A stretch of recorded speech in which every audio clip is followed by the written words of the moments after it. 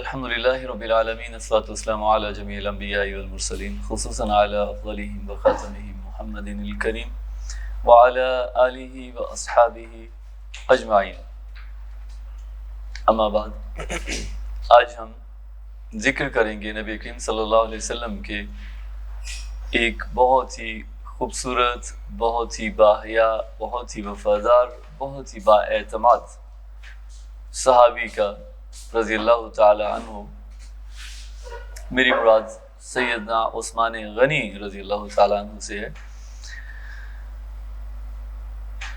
حضور صلی اللہ علیہ وسلم سے عمر میں چھوٹے ہیں چند سال، اور بنو امیہ میں پیدا ہوئے، اور چوتھی پشت پہ جا کے حضور صلی اللہ علیہ وسلم کے ساتھ سلسلہ نسب مل جاتا ہے، یعنی حضرت عثمان کی نانی اور نبی کریم صلی اللہ علیہ وسلم کے دادا عبد المطلب آپس میں بہن بھائی تھے، سگے بھائی تھے۔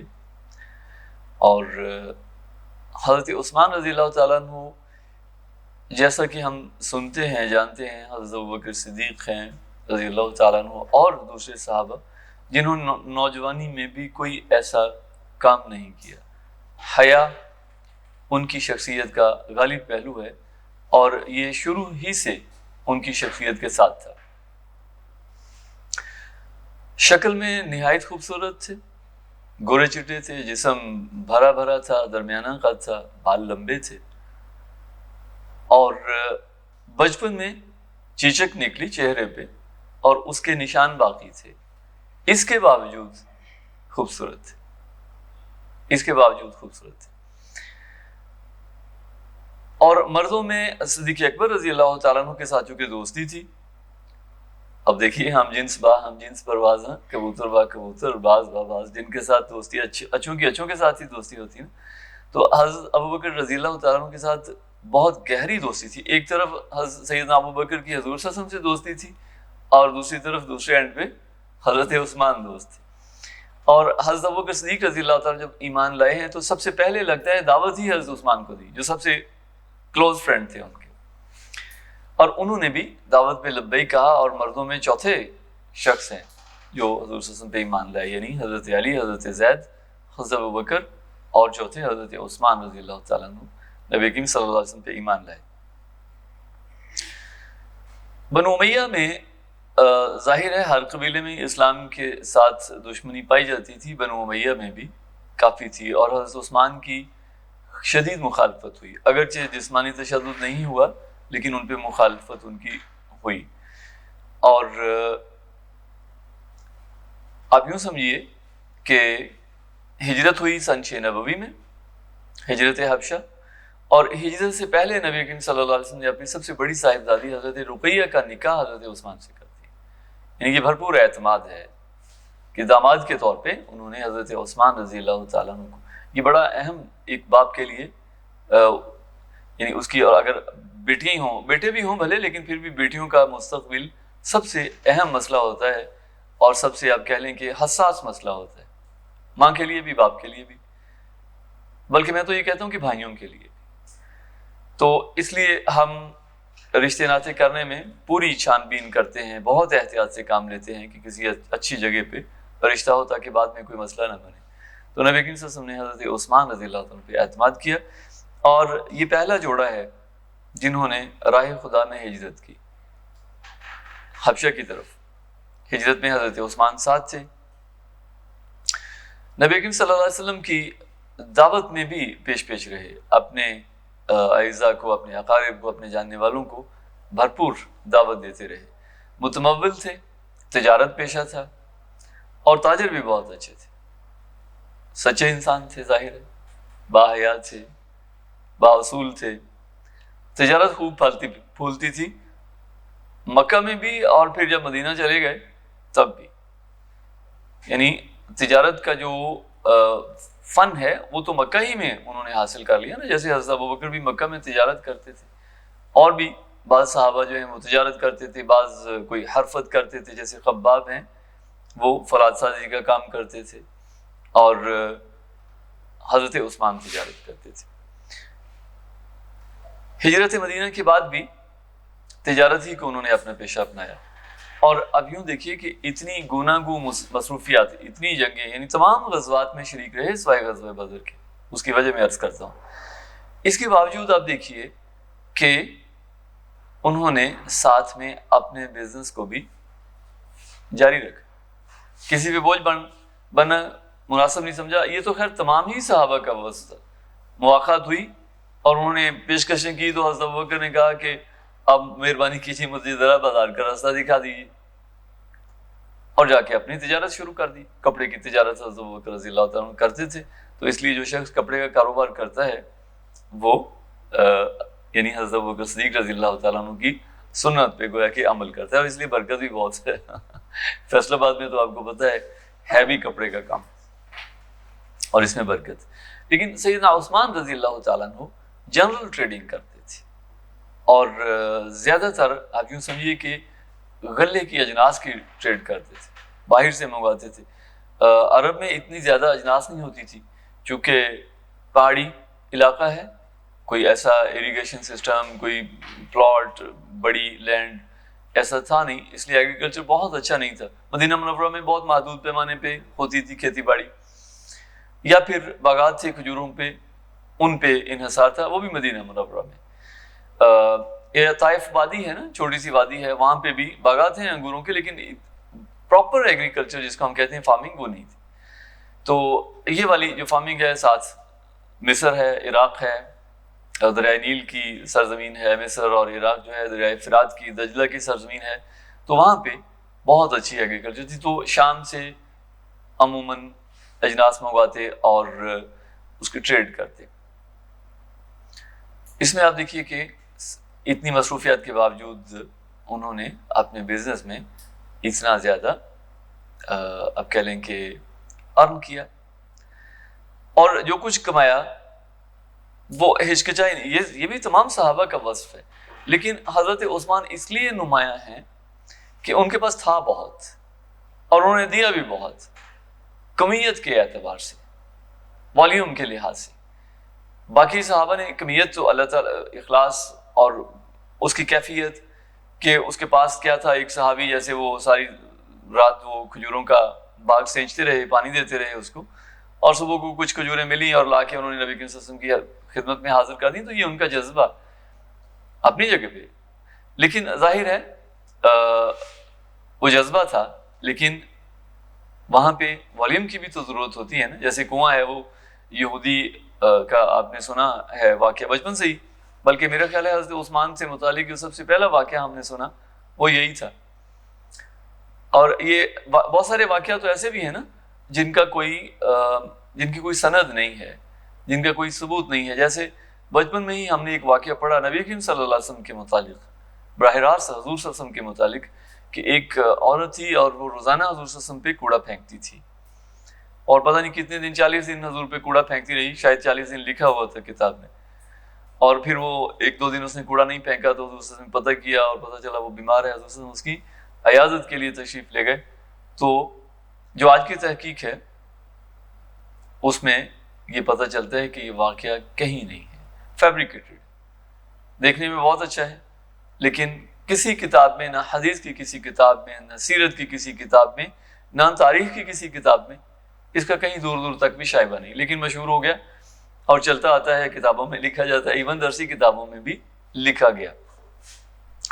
لیکن سیدنا عثمان رضی اللہ تعالیٰ عنہ کے متعلق یہ جو واقعہ تھا یہ بالکل صحیح ہے، یعنی اس کنویں کا یہودی جو ہے وہ پانی بیچتا تھا، اور 20,000 درہم میں پہلی ڈیل ہوئی اور دوسری غالباً 15,000 میں ڈیل ہوئی، کیونکہ کل رقم جو ادا کی حضرت عثمان نے وہ 35,000 درہم ادا کی۔ اب ان کے پاس اتنا تھا اور وہ دیتے تھے، بہت تھا، اللہ تعالیٰ نے دیا اور وہ بہت دیتے تھے رائے خدا میں۔ 1 درہم چاندی کا سکہ ہے اور تقریباً میرا خیال 4 گرام اس کی بنتی ہے، ویٹ اس کا۔ تو اس لحاظ سے اگر آپ دیکھیں 40,000 درہم تو کلو میں جائے گی نا بات، کئی کلو چاندی انہوں نے دیکھے۔ تو وہ غزوہ بدر میں شریک نہیں ہو سکے، باقی تمام غزوات میں شریک رہے، بنفس نفیس لڑتے رہے۔ غزوہ بدر میں اس لیے شریک نہیں ہو سکے کہ ان کی اہلیہ، ان کی زوجہ محترمہ سیدہ رقیہ رضی اللہ تعالیٰ عنہ وہ بیمار تھی، اور حضور صلی اللہ علیہ وسلم نے اجازت دی حضرت عثمان کو کہ تم رقیہ کے پاس رکو اور اس کی تیمارداری کرو. لیکن مال غنیمت جو حاصل ہوا غزوہ بدر سے، اس میں حضور صلی اللہ علیہ وسلم نے حضرت عثمان کو حصہ دیا، یعنی انہیں 140 کلو تقریباً ایک اسٹیمیٹ ہے، تو یعنی 3 من سے بھی زیادہ چاندی. تو آج کے حساب سے کتنے کی بنے گی؟ بہت مہنگی ہے نا آج کے حساب سے تو. ہاں 1500 روپے کی 12 گرام کر کے دیکھیے تو ذرا تھوڑا سا اندازہ تو. 1500 روپے کی 12 گرام،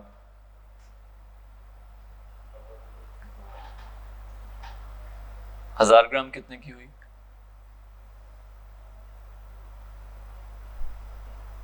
تقریباً 15,000 روپے کی. اگر 10 گرام لیں تو نہیں 1.5 لاکھ کی، سوری 1,25,000 کی 1 کلو، ٹھیک ہے. اور 46 کلو ہے، 146 کلو، ہاں 146 کلو،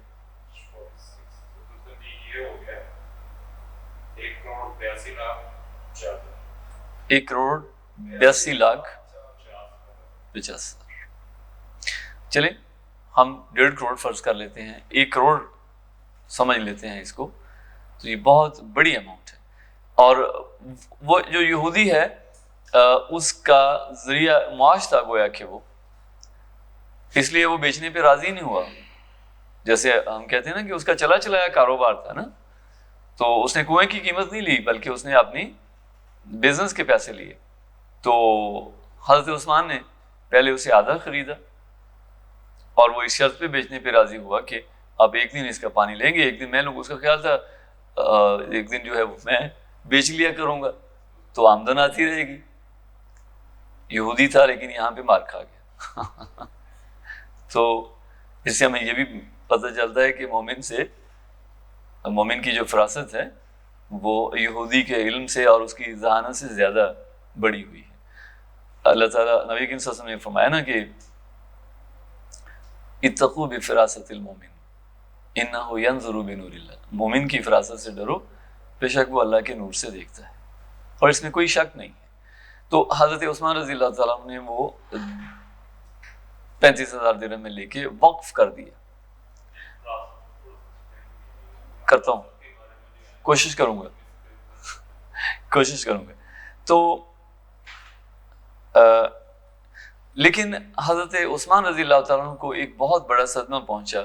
سن 2 ہجری میں غزوہ بدر کے بعد حضرت رقیہ کا انتقال ہو گیا. وہ اس بیماری سے جانبر نہیں ہو سکی اور ان کا انتقال ہو گیا. اور نبی کریم صلی اللہ علیہ وسلم نے اسی اعتماد کو کنٹینیو کیا اور اپنی دوسری صاحبزادی سیدہ ام کلثوم رضی اللہ تعالیٰ عنہ، ان کا نکاح بھی حضرت عثمان سے کیا. اور ایک جو ہم حضور صلی اللہ علیہ وسلم کا فرمان سنتے ہیں کہ اگر میری 100 بیٹیاں ہوتی اور وہ یکے بعد دیگرے انتقال کرتی تو میں 100 کی 100 کا نکاح عثمان سے کرتا. یعنی ایک وقت میں تو ایک ہی ہو سکتی ہے، یعنی یہ بھرپور حضور صلی اللہ علیہ وسلم کی تھی نہیں، 100 تو تھی نہیں، لیکن حضور صلی اللہ علیہ وسلم نے آپ نے ان کی شخصیت کا، ان کی شرافت کا، ان کی وجاہت کا اور ان پہ اعتماد کا اظہار اس پیرائی میں کیا کہ عثمان اس قابل ہے کہ اس پہ اعتماد کیا جا سکے رضی اللہ تعالیٰ عنہ.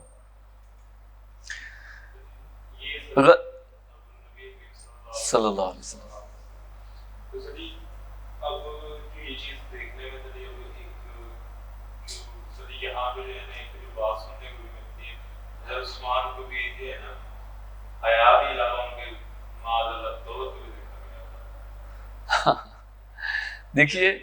دیکھیے بیٹیوں کا جو مستقبل ہے وہ اگر نبی کریم صلی اللہ علیہ وسلم اس پیرائی میں دیکھتے کہ مال بھی ہو تو پھر حضرت فاطمہ کی شادی سب سے پیاری تھی، سب سے چھوٹی تھی، سب سے لاڈلی تھی.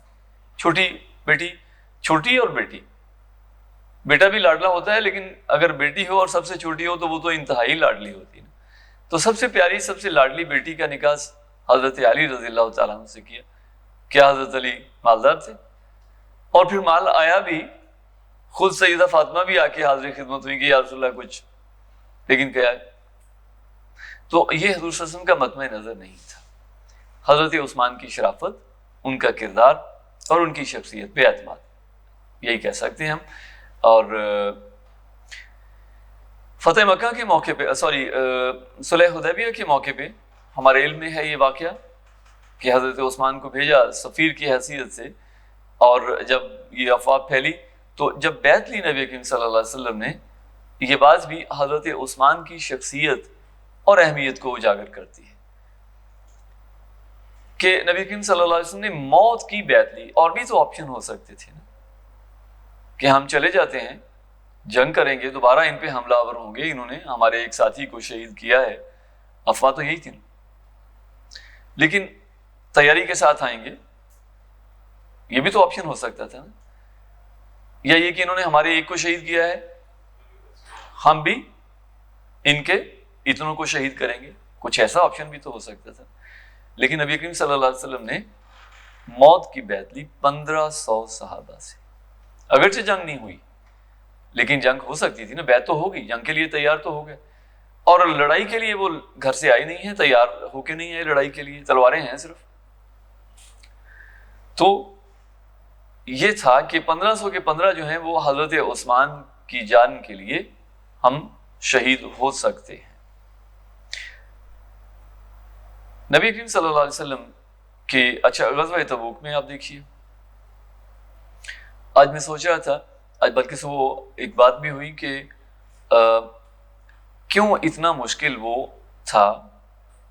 جیش الاسرا اس کو کہتے ہیں نا، تنگی کا لشکر، مشکل کا لشکر.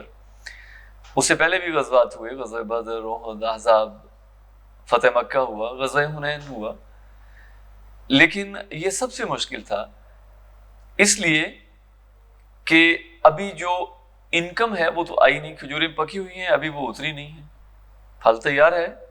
اور جو کسان ہیں ان کے پاس پیسے تبھی آتے ہیں جب ان کی فصل آتی ہے اور وہ اس کو بیچتے ہیں تو تھوڑا سا وہ ہاتھ ان کا کھلتا ہے. ادروائز جب وہ یہ ہوتا ہے جیسے تنخواہ دار آدمی ہے نا، سال جو اس کے مہینے کے آخری دن ہوتے ہیں اس میں ٹائٹ ہو جاتا ہے، کسان اس سے کہیں زیادہ ٹائٹ ہوتے ہیں.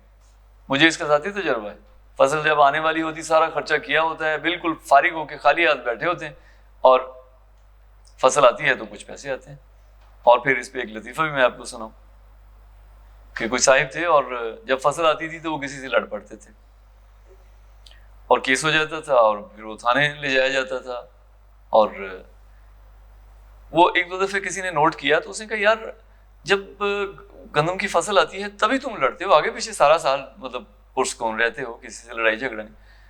اس نے پنجابی میں نا، اس نے کہا یار جب فصل آتی ہے نا تو پھر میں بیچتا ہوں، میرے پاس پیسے آتے ہیں، وہ مجھے ٹکنے نہیں دیتے. وہ کہتے ہیں، اور وہ مجھے کہتے ہیں کہ ہم تو چل تھانے، یعنی پولیس اسٹیشن چلو، آپ ٹکنے نہیں دیتے، ہاں تھانے چلو. تو اس وقت یعنی یہ تو ویسے ایک بات آ گئی. صحابہ کرام کی یہ کیفیت تھی کہ کھجوریں ابھی آئی نہیں اور 30,000 کا لشکر ہے اور سفر لمبا ہے. یہ بات بھی اہم تھی. پہلے جو غزوات ہوئے وہ تو قریب قریب تھے نا، اور مکہ کا سفر بھی کم ہے نا، تبوک تو زیادہ مشکل سفر ہے. اس لیے اس کا انتظام کرنا ایک بڑا چیلنج تھا. صحابہ نے دل کھول کے اس میں حصہ لیا، ہر کسی نے اپنی حیثیت کے مطابق. اور حضرت عثمان نے 300 اونٹ دیا پہلے پالان کے ساتھ، پورا ساز و سامان اس پہ لدا ہوا. نبی کریم صلی اللہ علیہ وسلم نے پھر حکم دیا کہ اور کرو، یعنی حضرت عثمان کو نہیں، جنرل کہ اور کون ہے. تو حضرت عثمان نے پھر عرض کیا کہ 300 اونٹ اور. تو نبی کریم صلی اللہ علیہ وسلم کو احساس تھا نا کہ یہ تو کم ہے، ابھی کم ہے. تو حضور نے فرمایا اور کون ہے. حضرت عثمان نے پھر کہا یا رسول اللہ 300 اونٹ اور. تو یوں کر کے 900 یا 1000 اونٹ اور اس کے ساتھ 70 گھوڑے اور 10,000 دینار. 10,000 دینار سونے کا ہے. پہلے تو ہم نے ابھی چاندی کا حساب لگایا، اب سونے کا بھی حساب لگائیں. 10,000 دینار سونے کا سکہ ہے. تو یعنی اللہ نے دیا تھا، لیکن اس کے ساتھ ساتھ مال کے غنی نہیں تھے صرف، بلکہ دل کے بھی غنی تھے.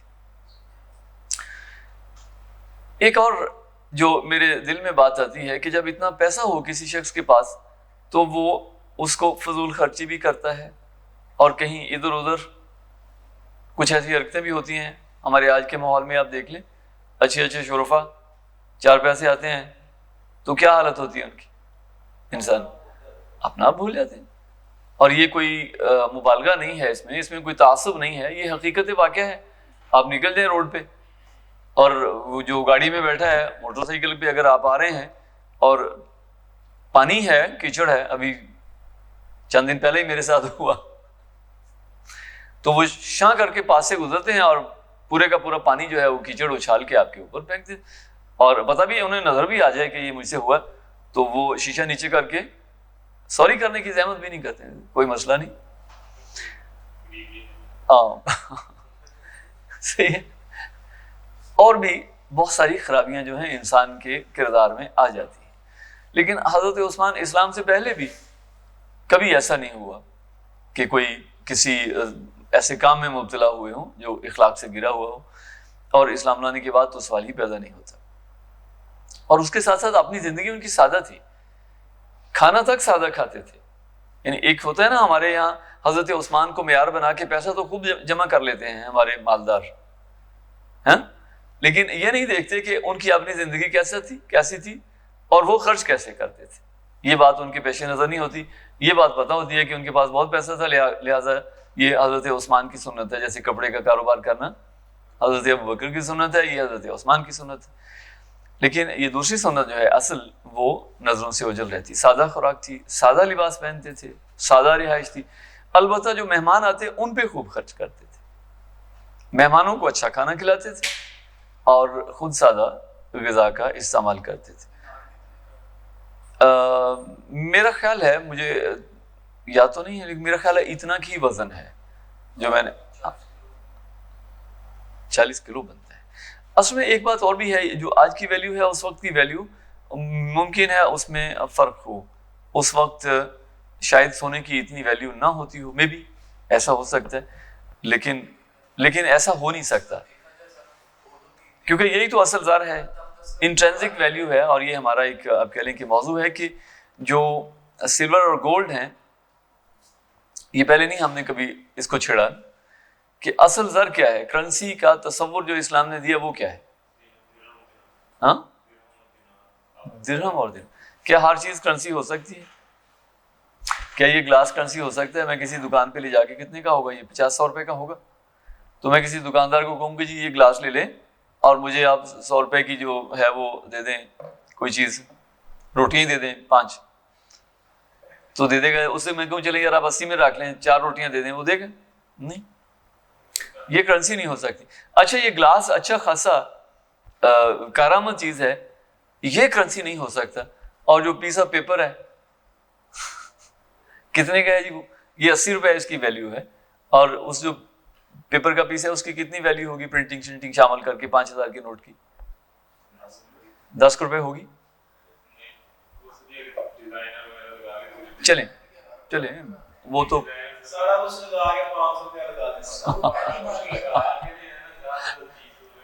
سمجھ گئے. اب میری بات سمجھ گئے نا کہ جو کرنسی ہے، ہر چیز کرنسی نہیں ہو سکتی.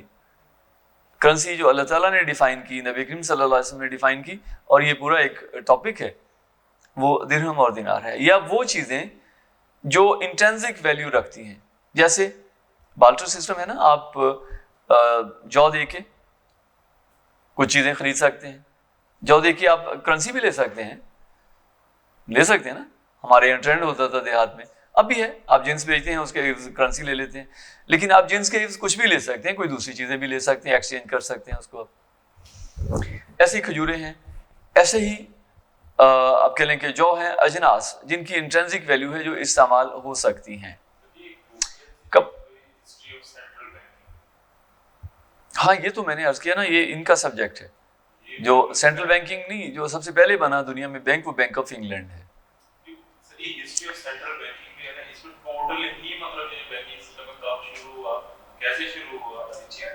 نہیں، یہ تو ایک بینکنگ جو ہے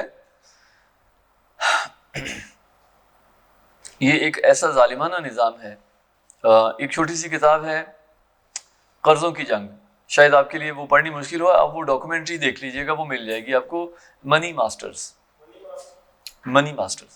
یہ اسی کا اس کو انہوں نے کتابی شکل دی ہے اس ڈاکومنٹری کو، اور یہ امریکہ میں ہی بنی، اور دو کارپوریٹ سیکٹر کا، ایک تو جج ہے اور دوسرا بھی کوئی اسی سطح کا کوئی ہے جنہوں نے یہ بنائی ڈاکومنٹری۔ اچھا، اس میں انہوں نے ایک حوالہ دیا ہے ابراہم لنکن کا، اس میں اس نے اپنے دوست کو خط لکھا، اس نے کہا کہ یہ بینک کہتے ہیں کہ میں کرنسی کا کنٹرول ان کے ہاتھ میں دے دوں، فیڈرل ریزرو بینک۔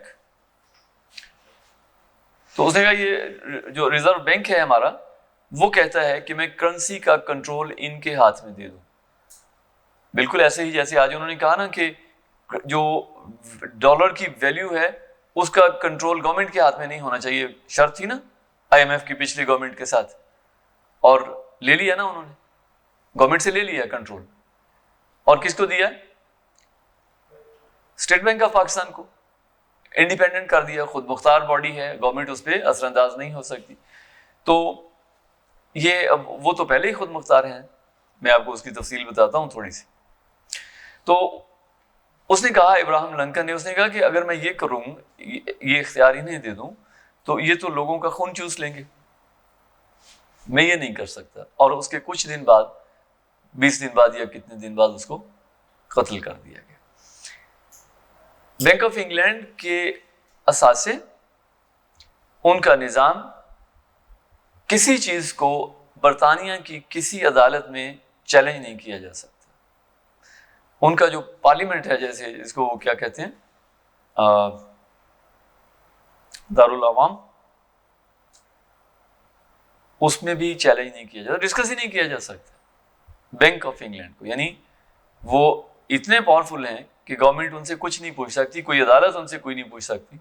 ایسے ہی federal reserve bank of America, وہ بینک تو ہے نہیں، وہ تو ایک سسٹم ہے، نظام ہے، ان کو بھی نہیں چیلنج کیا جا سکتا۔ اور کیسے انہوں نے کام کیا، 1940 میں یہ ہوا بریٹن ووڈ ایگریمنٹ، 1940 میں، اور اس سے پہلے سلور پاؤنڈ، آج بھی ہم کہتے ہیں نا پاؤنڈ سٹرلنگ، تو اس سے کیا مراد؟ پاؤنڈ سٹرلنگ، 1 پاؤنڈ یعنی 452 گرام سلور۔ اور ایسے ہی ڈالر، ایسے ہمارے یہاں اشرفی چلتی تھی نا سونے کی، اور روپیہ جو تھا کسی اور میٹل کا تھا۔ تو یعنی کرنسی وہ ہے جس کے اندر اس کی انٹرینزک ویلیو ہے، آپ باہر سے نہیں ڈیسائیڈ کرتے کہ یہ نوٹ جو ہے یہ 5000 کا، یہ نوٹ جو ہے وہ 500 کا، سائز وہی ہے، اور یہ ڈالر جو ہے یہ اتنے ہزار کا ہے، باہر سے نہیں ڈیسائیڈ کرتے، بلکہ اس کے اندر اس کی ویلیو ہے، اور یہی اس کی حقیقت ہے۔ اگر باہر سے ڈیسائیڈ کریں گے تو پھر جو جیسے مرضی آپ کھیلیں۔ 5 منٹ کی ویڈیو ہے، جیپنیز ہے، وہ بتا رہا ہے، ہاں، ولید پانی لاؤ بیٹا، باقی سب کچھ رکھ لیا۔ اچھا چلیں، یہ ہم پھر اور طرف نکل جائیں گے۔ تو بہرحال یہ بھی ایک دھوکہ ہے دجال کا، جو ہمارا کل کا سبجیکٹ تھا، کہ ہر چیز میں دھوکہ ہے، اور کرنسی میں بھی اس نے بہت بڑا دھوکہ دیا انسانیت کو، اور صرف مسلمانوں کو نہیں دیا، پوری کی پوری انسانیت کو دیا۔ اور اتنا بڑا ڈاکہ کسی ڈاکو نے نہیں مارا، اور جن بینکس کو ہم محفوظ سمجھ کے اپنا پیسہ ان میں رکھواتے ہیں، وہ سب سے بڑے ڈاکو، سب سے بڑے ڈاکو ہیں۔ ڈاکوؤں سے بچتے ہوئے ہم ان کے پاس جاتے ہیں، وہ سب سے بڑے ڈاکو۔ یعنی ایک شخص 1 لاکھ روپے رکھواتا ہے ان کے پاس، اور اس وقت فار ایگزامپل 1 لاکھ روپے گولڈ کی پرائس ہے پر 10 گرام، اور 2 سال بعد جاتا ہے اور ان سے کہے کہ جی مجھے حاملے، لکھا نا اوپر، حاملے حاضر کو مطالبہ پر ادا کرے گا۔ چلے میں آپ کو سادہ مثال سے سمجھاتا ہوں۔ 5000 روپے تولہ، جب میری شادی ہوئی 5000 روپے تولہ سونا تھا، میں نے اس وقت 1 تولہ سونا رکھوا دیا، 23 سال پہلے، 23 ایئرس ہو گیا میری شادی کو، اور 1 تولہ سونا رکھوایا، اور 5000 کا انہوں نے مجھے نوٹ دے دیا۔ آج میں جاؤں ان سے کہوں کہ جی یہ 5000 لے لیں اور مجھے میرا سونا دے دیں، بنتا ہے نا؟ پرانا نوٹ لے کے آئے،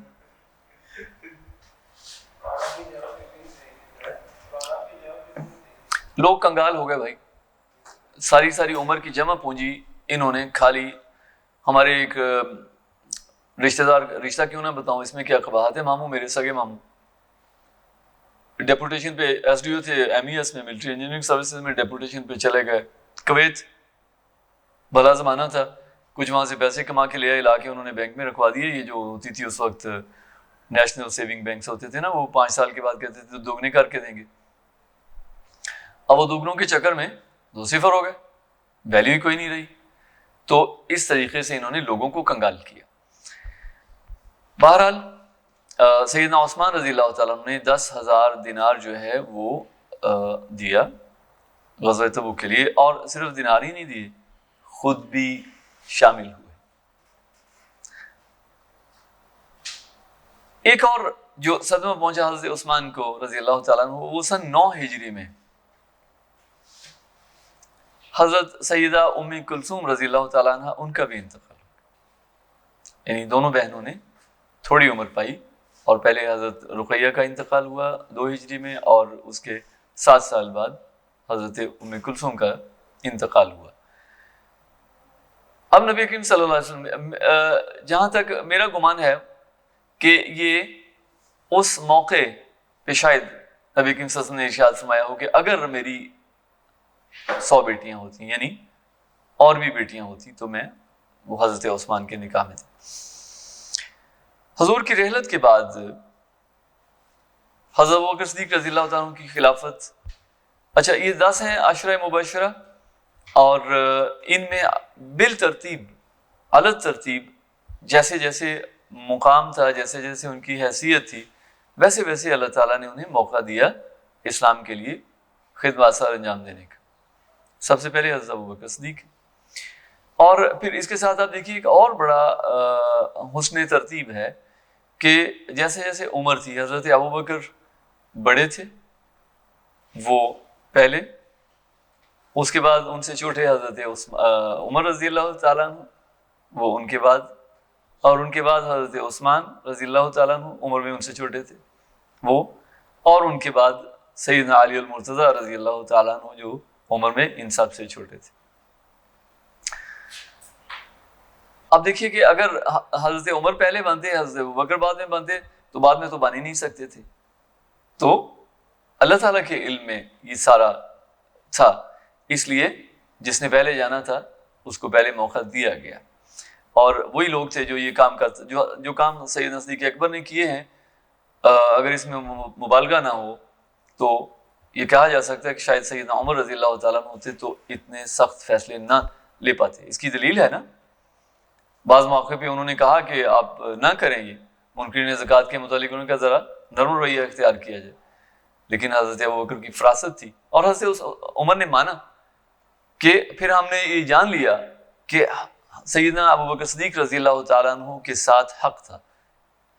یہ بڑی اہم بات ہے کہ حضرت عمر نے بعد میں اس بات پہ کنونس ہوئے کہ حق جو ہے، ایک سچویشن یا ایک صورتحال یہ بھی ہوتی ہے کہ انسان مامور ہے تو مان تو لے گا امیر کی بات، لیکن اس کے دل میں یہی بات ہوگی، کنونس نہیں ہوگا، دل میں یہی بات ہوگی کہ فیصلہ تو میرا ہی ٹھیک تھا، انہوں نے یہ غلطی کی، اگر میرے فیصلے پہ، میرے مشورے پہ عمل کر لیتے تو زیادہ بہتر ہوتا۔ لیکن حضرت عمر کو بات جلد ہی احساس ہو گیا کہ حق انہی کے ساتھ تھا، وہی حق پہ تھے، ہم اس معاملے میں غلطی پہ تھے۔ اس کے بعد سیدنا عمر رضی اللہ تعالیٰ عنہ کی خلافت منعقد ہوئی، اور حضرت عمر نے اپنی، جب ان کی شہادت کا وقت آیا، 26 کو ان پہ حملہ ہوا، اور 27 کو یا 28 کو آپ کہہ لیں، انہیں اس بات کا احساس ہو گیا، اندازہ ہو گیا کہ اب میں زندہ نہیں رہوں گا، تو انہوں نے 5 نام پیش کیے، اور یہاں سے ایک بات وہ اور بھی حضرت عمر اجاگر کر گئے ہمارے ذہنوں میں، اگر یہ بات نہ ہوتی تو شاید ہم اس شخص کی، اس شخصیت کی اہمیت کو اس انداز میں نہ مانتے یا جانتے۔ میری مراد سیدنا ابو عبیدہ ابن الجراح ہے۔ حضرت عمر رضی اللہ تعالیٰ عنہ کا یہ فرمان ان کے متعلق کہ اگر آج ابو عبیدہ زندہ ہوتے تو میں صرف ان کا نام دیتا، کسی اور کا نام نہیں دیتا۔ حضرت عثمان بھی موجود ہیں، سیدنا علی بھی موجود ہیں، سارے موجود ہیں، لیکن حضرت عمر، یہ نہیں کہ کوئی کمتر ہیں، نعوذ باللہ، ہم کوئی کمپیریزن نہیں کر رہے، ہم صرف ان کی اہمیت کو اور ان کی شخصیت کو اپریشیٹ کیا نا حضرت عمر نے، ورنہ یہ بات کہنے کی کیا ضرورت تھی، وہ تو ہے ہی نہیں، تو ڈسکس کیوں کیا، یہ بات کیوں کہی کہ امت میں آنے والوں کو ابو عبیدہ ابن الجراح کی اہمیت کا بھی اندازہ ہو جائے، اگرچہ وہ خلیفہ نہیں بنے، اگرچہ ان کی خدمات ایسی نہیں ہیں، شام کے فاتح ہیں، یروشلم فتح ہوا، لیکن بالعموم ہم دیکھتے ہیں کہ وہ بالکل ایک بہت زیادہ ان کی خدمات نہیں ہیں، بہت مشہور نہیں۔ دوسرا نام لیا حضرت عمر رضی اللہ تعالیٰ نے، حضرت حذیفہ کے ایک غلام تھے سالم، غالباً سالم ابن مولا ان کا نام تھا، حضرت حذیفہ کے غلام تھے۔ حضرت عمر نے فرمایا کہ اگر آج سالم زندہ ہوتے حذیفہ کے غلام تو میں آزاد کر دیا تھا حضرت حذیفہ نے، تو میں ان کو امیر نامزد کرتا ہے۔ یعنی یہ اسلام کا حسن ہے، اس بات پہ ہمیں فخر ہونا چاہیے۔ اور ایک بات اور جو اس معاملے میں اہم تھی، حضرت عمر نے 3 دن کا ٹائم دیا، اور 3 دن کے لیے چونکہ وہ خود ہو گئے، اب کہہ لیں کہ زخمی تھے، اور جو مملکت کے امور ہیں کما کو، تو انہوں نے حضرت صہیب کو قائم مقام کی ذمہ داری دی، اور 3 دن کا ٹائم دیا، اور ساتھ میں یہ نصیحت کی کہ ان 5 کے ساتھ کوئی باہر سے کوئی بندہ انٹریکشن نہ کرے جب تک کہ یہ کسی اپنے میں سے کسی ایک پہ متفق نہ ہو جائے۔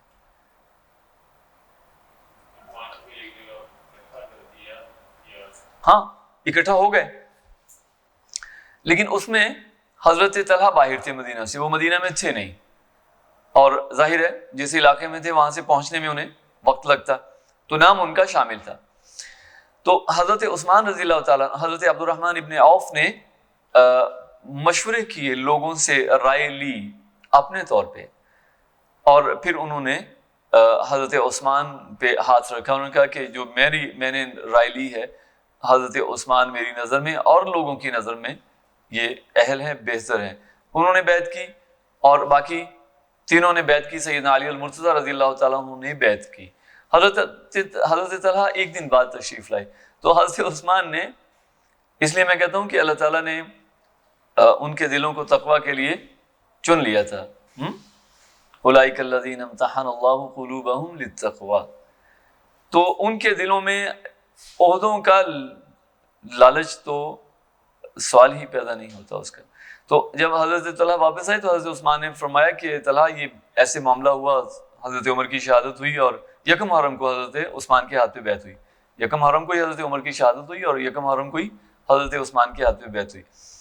تو حضرت طلحہ سے انہوں نے فرمایا کہ طلحہ اگر تم پسند کرو تو میں چھوڑ دیتا ہوں اور تمہیں نامزد کرتا ہوں۔ تو انہوں نے کہا کہ اگر باقی سب نے بیعت کر لی ہے تو مجھے کیا اعتراض ہے، میں بھی آپ کے ہاتھ پہ بیعت کرتا ہوں، میرا بھی آپ پہ اعتماد ہے۔ اور یوں حضرت عثمان رضی اللہ تعالیٰ عنہ پہلے جو 6 سال ہیں، یہاں پہ ایک جو بات دیکھنے کو ملی کہ جو بھی ایک دانا شخص ہوتا ہے یا پھر وہ اپنی پہلے سے تھوڑی ذمہ داری لینے سے گھبراتا ہے، اس کا اگر کوئی اس کا اہم زیادہ ہو تو اسے کہتا ہے آپ لیں میں آتا ہوں۔ دیکھیے ذمہ داری لینے سے واقعتاً گھبراتا ہے، لیکن جب ذمہ داری دے دی جائے، یہ ایک بات یہ بھی ہمارا کنسیپٹ ہے، ایک کلیئر ہونا چاہیے۔ ذمہ داری لینی نہیں چاہیے، اور ڈرنا چاہیے، اور بچنا چاہیے، اوائڈ کرنا چاہیے، لیکن جب ذمہ داری دے دی جائے تو اس کو نظر انداز یا اس کو ریفیوز نہیں کرنا چاہیے،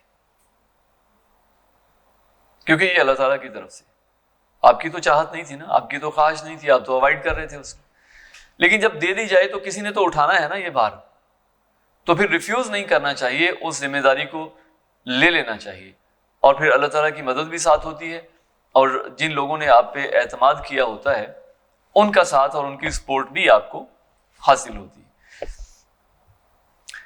حضرت عثمان رضی اللہ تعالیٰ عنہ نے بہت سارے جو ہیں وہ کام کیے اپنی خلافت کے ابتدائی دنوں میں، انتظامی امور کے حوالے سے اور فتوحات کے حوالے سے۔ قبرص ترکی کے ساتھ ایک جزیرہ ہے نا چھوٹا سا، سائپرس میرا خیال اس کو کہتے ہیں، ہاں سائپرس، اس کو قبرص کو ہی کہتے ہیں نا سائپرس، وہ فتح ہوا۔ روڈس ایک جزیرہ ہے وہ فتح ہوا، شمالی افریقہ کی سائڈ پہ طرابلس فتح ہوا، اور اس کے ساتھ ساتھ آرمینیا، یہ والے علاقے جو ہیں رشین فیڈریشن کے جو علاقے تھے یہ والے فتح ہوئے۔ اور حضرت عثمان کے جو اچھا इस दौरान में हुआ ये कि चूंकि बहुत ज़्यादा फैल गई सल्तनत और हज़रत उस्मान रज़ियल्लाहु ताला अन्हु दिल के नरम थे, हज़रत उमर बहुत सख्त थे। उस दिन इंजीनियर साहब ने बड़ी खूबसूरत बातें की ना, तो उन्होंने कहा कि दो मिजाज होते हैं, एक फारूकी है और एक सिद्दीकी है। तो सिद्दीकी मिजाज था। हज़रत उमर फारूक ने तो किसी को, पंजाबी में कहते हैं, कुस्कने नहीं दिया, खा अपना था खा पुराया था, कुस्कने नहीं दिया बिल्कुल, और बहुत सख्त थे अपनों के मामले में भी। अपने बेटे पे हाथ जारी करवा दी, इससे ज्यादा और क्या हो सकती है सख्ती। लेकिन सैयदना उस्मान रज़ियल्लाहु ताला अन्हु दिल के नरम थे, मिजाज के नरम थे, सख्ती कर नहीं सकते थे। तो लोगों को फिर बहरहाल मौका मिला और इस दौरान में अब्दुल्ला इब्न सबा जो है वो मदीना में आया। मदीना में आके उसने इस्लाम कबूल किया और मदीना में उसने काम अपना यहीं पे शुरू कर दिया। प्रोपेगेंडा सैयदना उस्मान रज़ियल्लाहु ताला अन्हु के खिलाफ यहीं पे शुरू कर दिया। लेकिन मदीना में जो लोग थे, जय्यद सहाबा थे, यहूदी था, और फिर वो मदीना से चला गया शाम की तरफ, कूफा की तरफ, और फिर कूफा से भी मिस्र चला गया। वहां जाके उसने फिर ये प्रोपेगेंडा शुरू किया और बासलाहियत आदमी था, उसने लोगों को अपना हमनवा बनाया। और प्रोपेगेंडा जो है इसमें बड़ी जान होती है, इसको हमें मामूली नहीं समझना चाहिए। बड़ी बड़ी जंगें जो हैं वो प्रोपेगेंडे पे लड़ी गई, और एक यानी बाकायदा एक जंग है प्रोपेगेंडा वार जिसको हम कहते हैं। तो वो मास्टर था प्रोपेगेंडे का, और हज़रत उस्मान रज़ियल्लाहु ताला अन्हु के वो जो इक़दामात थे जो उन्होंने अपने आइज़ा, अच्छा ऐसा वो भी कोई अपॉइंटमेंट्स नई नहीं थी कि हज़रत उस्मान ने एकदम किसी छोटे से बच्चे को उठा के कहीं गवर्नर लगा दिया हो। पहले जो लोग थे उन्हीं में से किसी की तरक्की हुई, प्रमोशन हुई।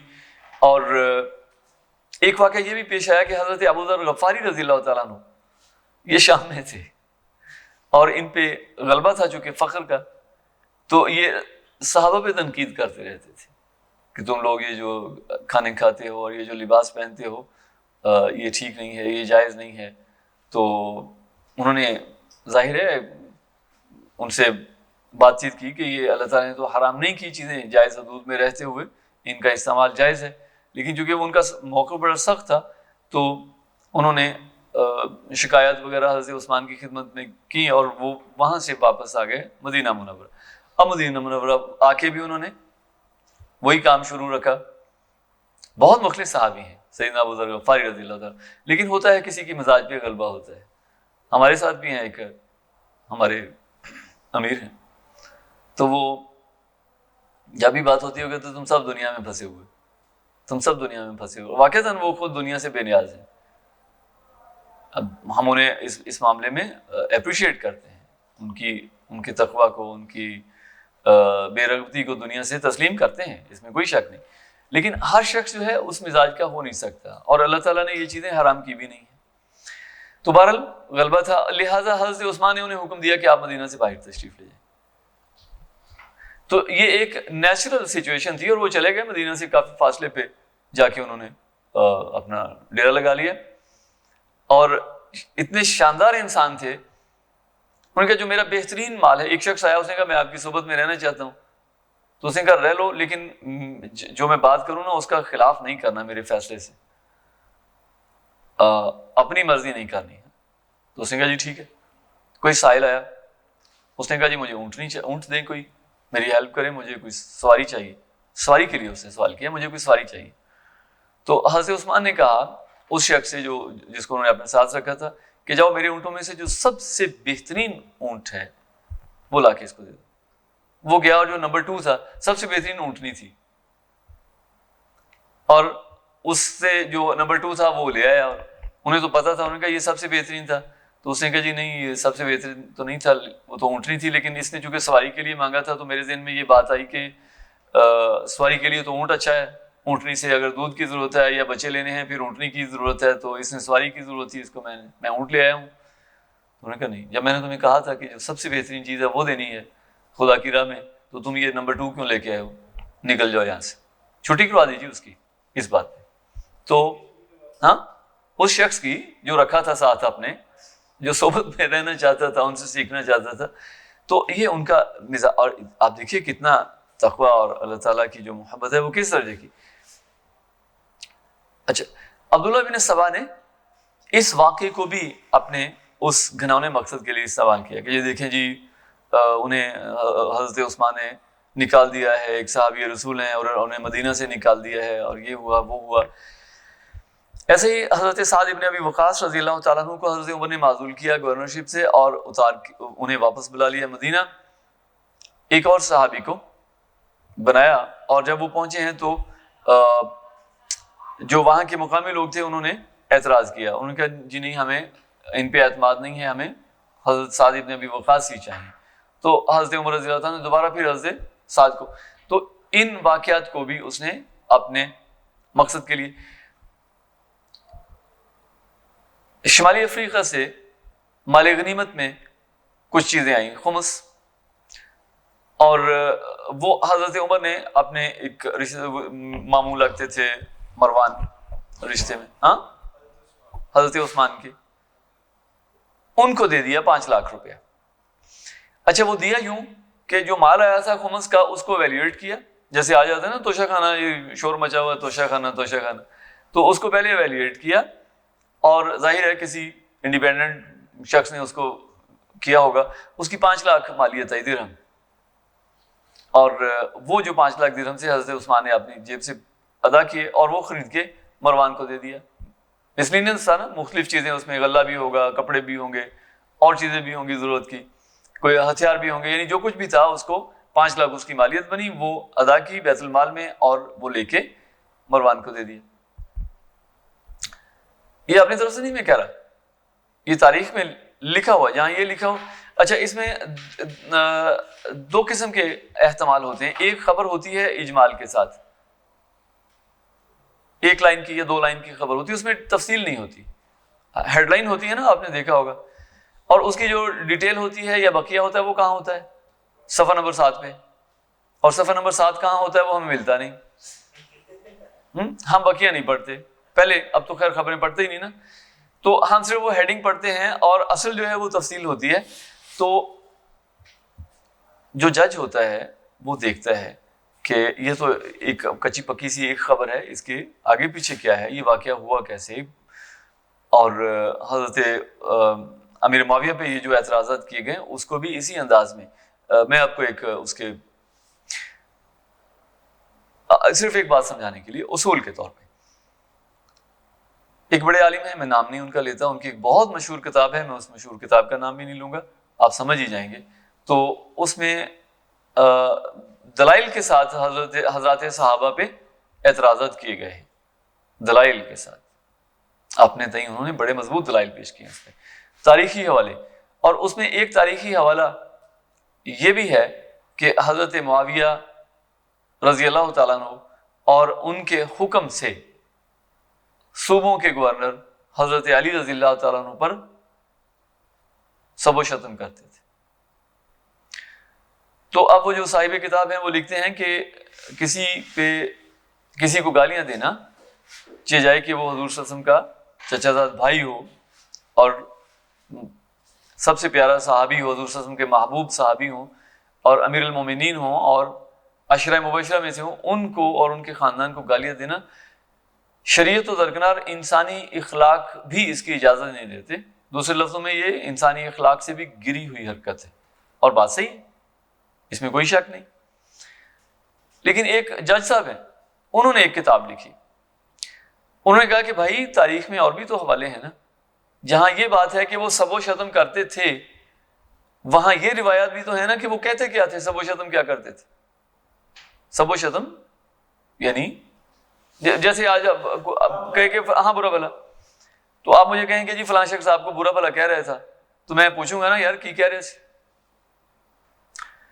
تو تاریخ میں یہ بھی ہے کہ کسی نے ممبر پر کھڑے ہوئے اور اس نے کہا کہ اللہ تعالیٰ کی لعنت ہو جنہوں نے حق کے ساتھ مخالفت کی، حق کے ساتھ جنگ کی، اور اللہ کی رحمت ہو ان پہ جنہوں نے حق کا ساتھ دیا. اچھا، مراد بھلے ان سے جنگ ہوئی تھی نا، تو ہو سکتا ہے وہ کہنے والا اس کی مراد ظاہر ہے وہ حق پہ اپنے آپ کو سمجھتا تھا، ان کی سائڈ کا تھا نا گورنر، لیکن اس نے کوئی گالی تو نہیں دی نا، دعا دی یا بد دعا دی. اگر وہ حق پہ نہیں ہے تو وہ اس پہ پڑ گئی نا. اگر وہ حق پہ نہیں ہے تو وہ بد دعا اس کے حق میں ثابت ہو گئی. تو گویا کہ یہ جو واقعات ہیں تاریخی، اس میں ہر طرح کے واقعات ملتے ہیں. اور جیسے ہم نے پہلے یہ اصول طے کیا کہ جب تک ہمارے پاس سارے کا سارا ذخیرہ نہ ہو، چھوٹی بڑی کچی پکی سب گواہیاں، سب ثبوت، سب دلیلیں ہمارے سامنے ہوں، اور پھر ہم کوئی عام آدمی دیکھ کے فیصلہ نہیں کر سکتا جج کیوں بیٹھتا ہے؟ اسی لیے کہ اس کو یہ مہارت ہوتی ہے کہ ان کو وہ پرکھ سکے، ان کو آپس میں کراس ویریفائی کر سکے کہ کیا ہے اور کیا نہیں ہے. بہرحال حضرت عثمان رضی اللہ تعالیٰ عنہ پہ خوب پروپیگنڈا ہوا، اور مصر سے، کوفہ سے، بصرہ سے، دمشق سے نہیں ہو سکا کیونکہ وہاں پہ حضرت معاویہ کی تھے گورنر، اور وہاں پہ اس کا چونکہ حضرت معاویہ خود بھی بنو امیہ سے تھے، تو اس بات کو بھی اس نے ایز اے ٹول یوز کیا کہ حضرت معاویہ کو بھی انہوں نے اپوائنٹ کیا، وہ بھی بنو امیہ سے ہیں اور خود بھی بنو امیہ سے ہیں، گویا کہ بنو امیہ کو پروموٹ کرتے ہیں. حالانکہ حضرت معاویہ کی جو اپوائنٹمنٹ ہے حضرت ابوبکر صدیق رضی اللہ عنہ کی، حضرت عمر کے ہاتھوں کی، حضرت عمر رضی اللہ تعالیٰ عنہ کے ہاتھوں کی.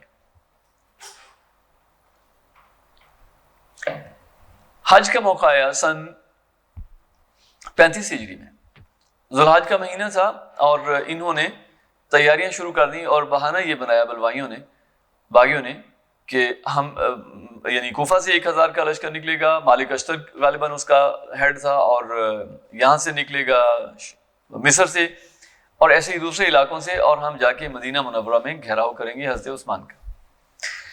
لیکن اگر اس بات کو وہاں پہ یہ بات شو ہو جاتی کہ اس مقصد کے لیے جا رہے ہیں، تو پھر انہیں آگے بڑھنے نہ دیا جاتا. آپ سمجھ رہے ہیں نا؟ ہاں، حج کا کہہ کے کہ ہم حج کے لیے جا رہے ہیں، اور ہم راستے میں شام سے آپ آئیں گے تو راستے میں مدینہ پڑے گا، تو ہم مدینہ میں ہمارا یہ ایشو ہے، ہم نے حضرت عثمان سے یہ بات کرنی ہے، اور پھر ہم نے حج کے لیے جانا. ہاں نہیں صاحب نہیں. تو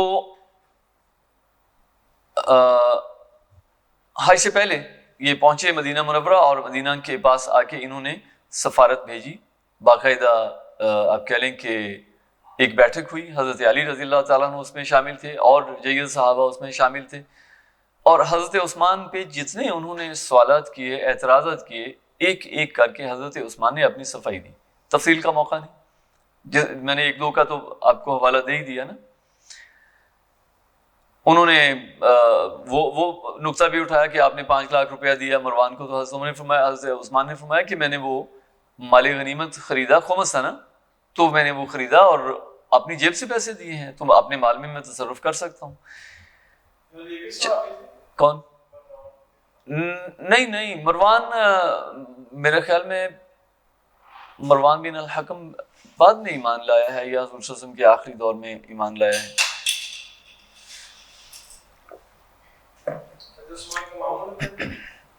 میرا خیال ہے رشتے میں معمول لگتے تھے.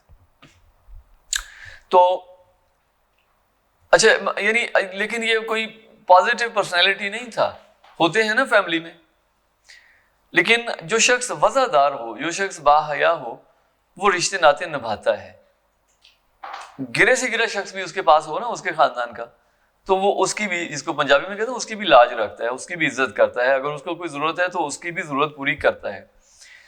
اور جو ایسے لوگ ہوتے ہیں مفاد پرست، موقع پرست، وہ اس شخص کی کمزوری کو جان لیتے ہیں اور پھر اس سے خوب فائدہ بھی اٹھاتے ہیں. اس لیے آپ نے اپنے معاشرے میں دیکھا ہوگا کہ جو شریف لوگ ہیں وہ بار بار لوٹیں گے لیکن کسی اچھے آدمی کے ساتھ ڈیل نہیں کریں گے. یعنی پارٹنرشپ ہوگی نا. ہمارے ایک دوست ہوتے تھے، وہ بیچارہ کئی دفعہ لوٹا، پارٹنرشپ کرتا تھا اور کھا پی کے سائڈ پہ پارٹنر ہو جاتا تھا. تو ہم ہنستے تھے کہ یار اس نے کبھی شریف آدمی کے ساتھ پارٹنرشپ نہیں کی، نہ ہی اس نے کرنی ہے. اس کی وجہ کیا ہوتی ہے کہ دوسرے جو فراڈی ہوتے ہیں انہیں پتا ہوتا ہے اس کی کمزوری کا. شریف آدمی ہے نا، اعتبار کر لیتا ہے جلدی. اور جو موقع پرست ہوتے ہیں، موقع شناس ہوتے ہیں، انہیں پتا ہوتا ہے کہ یہ شریف آدمی ہے اور اس لحاظ سے اعتبار کر لیتا ہے جلدی، اور وہ اس کی اس شخصیت کے اس پہلو سے خوب فائدہ اٹھاتے ہیں. اور جو موقع پرست نہیں ہوتے، مفاد پرست نہیں ہوتے، وہ سائڈ پہ رہتے ہیں، انہیں کیا ضرورت ہے. اچھا، حضرت عثمان رضی اللہ تعالیٰ عنہ نے بہرحال جو مروان تھا وہ کوئی اچھا آدمی ثابت نہیں ہوا بعد میں بھی. حضرت عثمان رضی اللہ تعالیٰ عنہ سیدنا علی کو انہوں نے امیر حج بنایا ہوا تھا، پہلے سے طے تھا، اور حضرت علی کو انہوں نے حضرت علی نے کہا بھی کہ میں یہاں رکتا ہوں اور آپ کی حفاظت کے لیے، تو ان بلوائیوں کا تو کوئی اعتبار نہیں ہے. تو حضرت عثمان نے فرمایا کہ نہیں، آپ حج کے لیے جائیے قافلہ لے کے. تو مدینہ سے وہ قافلہ لے کے صحابہ کرام کی اکثریت مدینہ میں جو تھے وہ حج کے لیے چلے گئے، اور حضرت علی حسنین کریمین کو کھڑا کر کے گئے، حضرت حسن کو اور حضرت حسین کو حضرت عثمان کی حفاظت کے لیے. اچھا، یہاں پہ حضرت عثمان کی شخصیت کے کچھ اور پہلو بھی ہمارے سامنے آتے ہیں، ہم نے کبھی ان پہ غور نہیں کیا. ان سے کہا گیا کہ آپ اس کی اطلاع دیں شام سے اور شمالی افریقہ سے لشکر منگوائیں اور ان باغیوں کی سرکوبی کر دیں. تو انہوں نے کہا کہ میں اپنی جان بچانے کے لیے اللہ کے نبی صلی اللہ علیہ وسلم کے شہر کو خون سے رنگین نہیں کرنا چاہتا، خون مسلمانوں کا خون نہیں بہاؤں گا. اگرچہ نام نہاد ہیں، سو کارڈ ہیں، لیکن ہیں تو مسلمان ہی نا، کلمہ تو پڑھتے ہیں نا وہ سارے. دعویٰ تو ان کا یہی تھا نا کہ ہم مسلمان ہیں، مومن ہیں، پکے مومن ہیں. تو حضرت عثمان نے فرمایا کہ میں اپنی جان کے لیے، ورنہ ہو سکتا تھا نا، کوئی مشکل نہیں تھا، کوئی بڑی بات نہیں تھی. پھر یہ بھی ہو سکتا تھا کہ حضرت عثمان کمپرومائز کرتے، اور جب انہوں نے کہا کہ آپ چھوڑ دیں خلافت، اور نظر یہ آ رہا تھا کہ یہ اب ٹلیں گے نہیں، تو حضرت عثمان نے ایک تو ان کے پیش نظر حضور صلی اللہ علیہ وسلم کی وہ حدیث بھی تھی کہ حضرت عثمان نے خود اس کو بیان کیا کہ حضور نے مجھے فرمایا تھا کہ اللہ تعالیٰ تمہیں ایک قمیض پہنائیں گے، کرتا پہنائیں گے، اور لوگ تم سے وہ چھیننا چاہیں گے، تمہارے جسم سے اتارنا چاہیں گے، وہ مت اتارنا. تو انہوں نے کہا کہ میں اس خلافت کے کرتے کو اپنے جسم سے علیحدہ نہیں کروں گا، اگر یہ مجھے شہید کرنا چاہتے ہیں، قتل کرنا چاہتے ہیں تو کر دیں. عبداللہ بن سبا،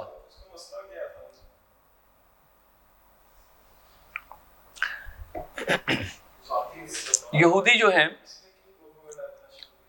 جو ہیں آج بھی بڑی جنگوں کے پیچھے کون ہے؟ میں اکثر ذکر کرتا ہوں کہ فرسٹ ورلڈ وار ہوئی، اس کا بینیفیشری کون ہے؟ سمپل ہے، مشکل نہیں ہے. یروشلم آزاد ہوا، یورپ کی اینٹ سے اینٹ کھڑکا دی گئی، تباہ برباد ہو گیا فرسٹ ورلڈ وار میں، ان کی لاکھوں جانیں گئیں، اور اس کا فائدہ کس کو ہوا؟ یورپ کو. انفراسٹرکچر ان کا تباہ ہو گیا، لوگ ان کے مر گئے، عورتیں ان کی بیوہ ہو گئی، بچے ان کے یتیم ہو گئے. فائدہ کس کو ہوا؟ یہودیوں کو. سیکنڈ ورلڈ وار ہوئی، ونسٹن چرچل نے یہ بات کی، اس نے کہا کہ ہم نے اگرچہ جنگ جیت لی، تھادیوں نے جیت لی نا جنگ، تو اس نے کہا اگرچہ ہم نے یہ جنگ جیت لی، لیکن ہم نے اپنے، مجھے ایگزیکٹ فگر یاد نہیں ہے، 2 کروڑوں میں ہے بہرحال، اس نے کہا ہم نے اپنے 2 کروڑ لوگ مروائے ہیں. اب دیکھیے 1940 میں 1945 تک 2 کروڑ لوگ مارے گئے. اس وقت کتنی پاپولیشن تھی؟ جس میں سے 2 کروڑ یورپ اور برطانیہ میں مارے گئے. اور اس کا فائدہ کیا ہوا؟ کس کو ہوا؟ اسرائیل کو. اسرائیل بن گیا 48 میں. تو یہودی جو ہیں سامنے آ کے نہیں لڑ سکتے، کبھی لڑے بھی نہیں، لیکن پیچھے رہ کے لڑتے ہیں، اور انہیں جو گرج ہے ان کے دلوں میں مدینہ سے نکالے جانے کا، اور مدینہ میں جو ان پہ سزا نافذ ہوئی نبی کریم صلی اللہ علیہ وسلم اور حضرت سعد ابن معاذ رضی اللہ تعالیٰ عنہ نے، جو قتل ان کے ہوئے نوجوان جو جنگ کے قابل تھے، تقریباً 600 تعداد ہے ان کی، وہ نہیں بھولتے. یہ ہاں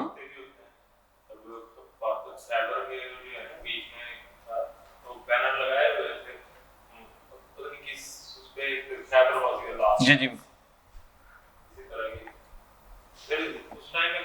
تو ان کے پاس یہی تھا کہ سازش کے ذریعے انہیں کمزور کیا جائے، اور انہوں نے بہرحال اس کی صلاحیت کو داد دینا پڑے گی، وہاں پہ ہاتھ رکھا جہاں پہ اس کا جو مقصد تھا وہ 100% کامیاب ہوا، اور حضرت عثمان کو شہید کرنے کے بعد امت آج تک منتشر ہے، نہیں جمع ہو سکی نا.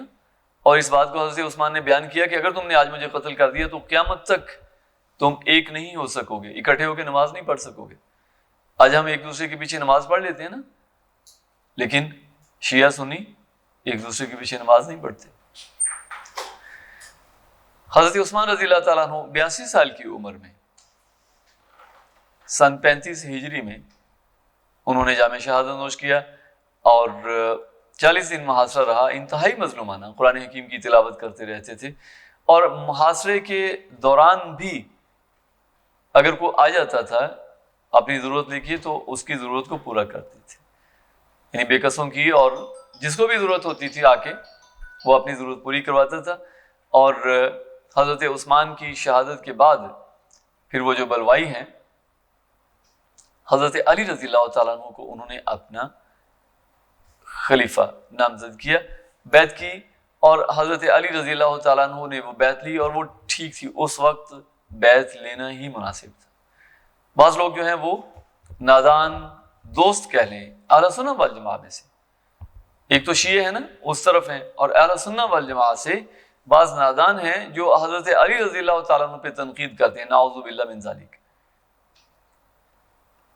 जैसे हम हज़रत उस्मान पे तनकीद नहीं कर, हाँ गलतियां हज़रत उस्मान से इंसान थे, हो सकती, लेकिन उनकी नीयत पे तो शक नहीं किया जा सकता। इंतज़ामी गलती हो सकती है ना कि भाई इसको यहाँ लगाना था किसी और को लगा दिया, ठीक है ना, इसको वापस बुलाना था नहीं बुलाया, मरवान बिन हकम को साथ नहीं रखना चाहिए था, वो अच्छा इंसान नहीं था, उसको अपने साथ रखा, अपना मुंशी मुकर्रर कर लिया, खानदान का आदमी है, अच्छा आदमी है, बज़ाहिर तो वो अच्छा ही था ना, हज़रत उस्मान तो उसको अच्छा ही समझते थे, वो बन के ही अच्छा दिखाता था, बातें चीतें चापलूसी वगैरह वगैरह।